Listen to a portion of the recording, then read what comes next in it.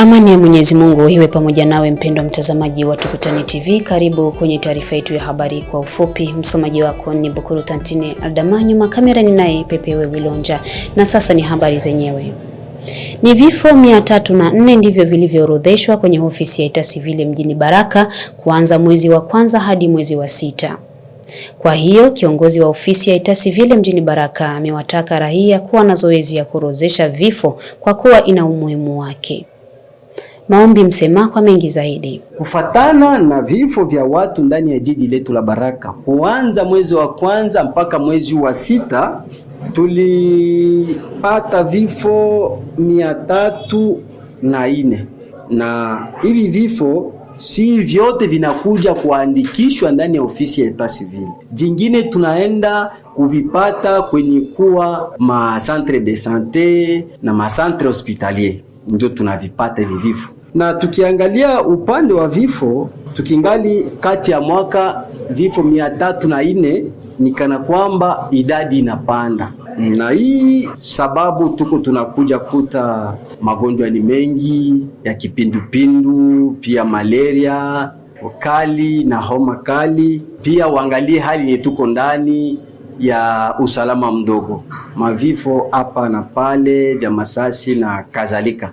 Ndio maana utaenda kuangalia tunakuta idadi ya vifo inapanda sana. Ndugu mtangazaji, wewe kwa upande wako unaona ni kipi inakuwa ni chanzo na sababu za kupelekea zile familia ambazo zinapata msiba kutokuja kuandikisha hivyo vifo vya watu? Mara nyingi tunawauliza hizo swali, maana mtu anaweza kuwa mtu swati alikuwa mtu wa serikali ama alikuwa mtu, sheria inasema kila kifo ambacho kinapatikana ndani ya eneo ni sherti kija hapa kwa ofisi na kiorozeshwe. Na hii ni ku artikle yetu ya 132 mukode ya familia. Lakini ninaweza tu kusema hapa ni upuuzi, pia ni kutokujua ya walio wengi madhara ya kutokuorozesha vifo.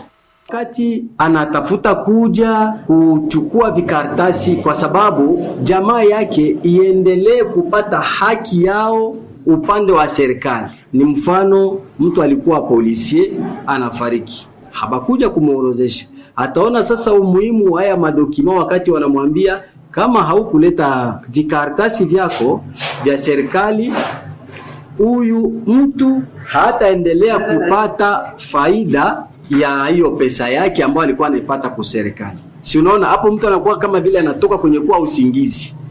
Unaona ndugu mtangazaji, ni kusema ni kutokujua ya watu pia na upuuzi ya watu.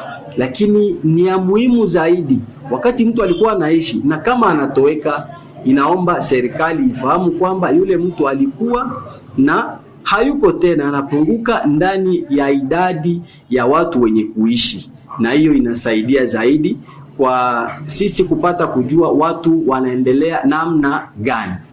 Raia yote ya Baraka ni wakumbushe tu kwamba sisi kila leo tuko hapa na tunafanya kazi kwa manufaa ya raia yetu. Mkuje kwa kuorozesha vifo, kwa kupata manufaa ya kila chochote ambacho mnaweza mkakihitaji kisha mtu kufariki. Hiyo ndio ujumbe ambao nilipenda kupatia watu wa jiji la Baraka na kando kando mwake. Ndugu mtangazaji, tukiwa tu katika mji wa Baraka, kumezinduliwa rasmi kazi za ujenzi wa mfereji kwenye uwanja wa ndege wa zamani na meya wa mji wa Baraka Ijumaa hii ya wiki tunayo. Bwana Bwisemene Wilonja Lambert ni meya makamo tena meya kwa muda wa mji wa Baraka, anaonesha hapa namna kazi hizo zitakavyoendeshwa.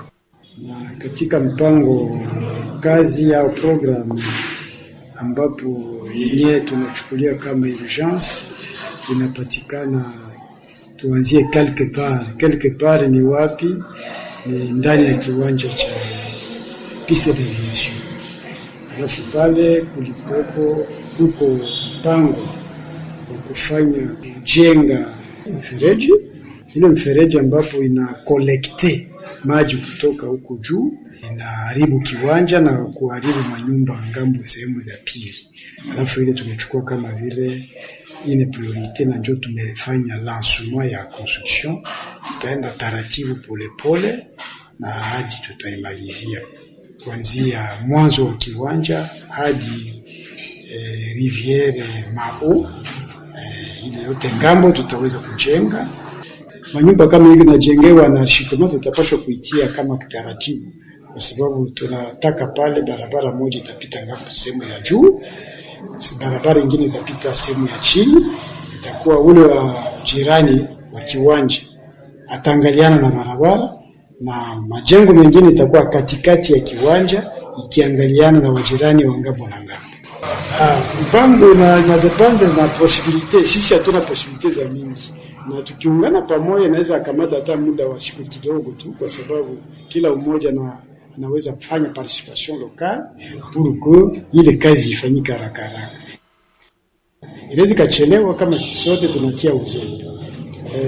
Appel d'abord tunaita patriotique kwa yeyote yule ambapo anaona kama anahitaji jiji la Baraka liitwe jiji la Baraka, tuanzie quelque part. Alafu anaikuwa na mchango awe voisin asiwe voisin, na iko mwenyeji au mkaaji wa Baraka, ni lazima ajitokeze aje, tuangalie jinsi gani tutaenda pamoja, kwa sababu sisi tutaendelea kulipa wale wafanyakazi, wale wa mason na wengine, na yule ambapo anaweza kuwa na beni moja majiwa analeta, mwenye anaweza kuwa na saki za sima analeta, mwenye anaweza kuwa na zaidi ya sida sita ya hivyo. Lakini sasa sisi garantia kulipa wale watu tutaendelea kuwa kwenye ujumbe kubwa ni kwamba sisi sote tungeambia community wajue kama watu ambapo wanajenga mji wao ni wale wenyeji d'abord. Kila umoja jitokeze tujenge pamoja, c'est-à-dire tuanzie quelque part, na kila ndege uruka kadiri ya mapawa zake. Alafu sisi Baraka tutakuwa kama vile wengine ambapo wana uwezo zaidi, ili uwezo kidogo tuanze na ile, tutakuwa tunaenda polepole. Na ujumbe wa pili ni kuambia wale ambapo wako wanaenda wananunua kienyeji, akinunua kwa fulani au kwa fulani, ajua aanze dai franga zake, kwa sababu ile itakuwa sawa vile anaenda kununua chukua kitu ya mwizi itakuwa inapotea bure. Kumbe nawapa tahadhari wasipoteze hela zao, itakuwa kama wanapoteza. Uongozi wa shirika la raia Force Vive mjini Baraka umeomba kwa kitengo cha DPMR na Transcom kutoza pesa za vitambulisho kwa waendesha pikipiki kwa nguvu ima bouclage, kutokana na hali ya maisha ya sasa ya raia wa mji wa Baraka. Albert Tonda Maisha anatoa sababu muhimu za hali hiyo. Sisi tunakerwa sana kama vile shirika la raia, na kama vile kazi yetu ni kuonesha mabaya na yale mazuri tuna encourage. Tuna huzuni kubwa kulingana na delegation ya province ambayo ilikuya kwa kusema kwamba wanakuya juu ya kufanya clage recouvrement ya permis, recouvrement ya mavignette. Tunaishi wakati mubaya hapa, hiyo yote masiku ilipita. Tukoone hiyo delegation ya province hapa inakuya kufanya conseil ya sécurité na kujua qu'est-ce qu'il faut faire, mais kwa saa hii wanakuya mu periode ambayo watu wako naishi kama vile nyama. Kwa saa hii Baraka Fizi ni maisha ya zamani sana hii ambayo watu waliwahi kuishi, ya watu kukosa communication, ikuwe ya direct, ikuwe ya WhatsApp, na kisha mwa hii wakati ndio watu wanakuya aseme sisi tunakia kufanya recouvrement. Habiwezi wezekana. Kama inaweza sema iwezekani juu watatumikisha askari jeshi, askari polisi, wazalendo, haina shida, lakini raia watajua kwamba ni kuja kunyanyasa raia. Wanasema kwamba wamekuja na mapermi, watakuwa wafanya mtu anajaza fisha hapa anapana pesa kisha anachunga permi. Hizo permi za province zishakatoka wakati gani? Permi ya shoferi na kwaka national, aya kwaka ya province. Na kama kuko arete na instaure systeme ya permi ya province, ifale wanaonesha. Tuliwaambia watuoneshe hiyo arete, gouverneur Jean-Jacques Purusi alisinyia kuonesha kwamba kunataka kuwa mapermi za province. Hakuna. Lakini wanapenda kia kuimpose watu system ya permis ya province ambayo haijulikani inatokea mumbavu wapi.